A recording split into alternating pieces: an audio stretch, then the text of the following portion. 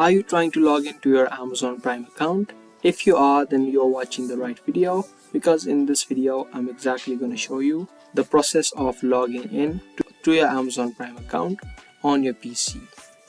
This is going to be a real quick and easy video, so make sure you keep watching and let's get right into it. First things first, open up your web browsers, pick any web browser that you use, and then just search for primevideo.com. Once you search for it, you'll land on the official website of Amazon Prime or the Prime Video. To log in to your account, you just click on this sign in option, or you can also click on the sign in button on the top right. Once you do, a login page will open up where you just type in your email address or the phone number linked with your account and then enter in the password.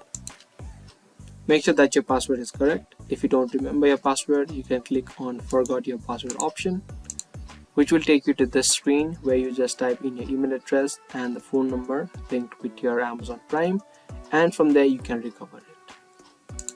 But if you do remember it, you can just click on sign in, and there you go. As easy as that, you have now been successfully signed in or logged in to your Amazon Prime account.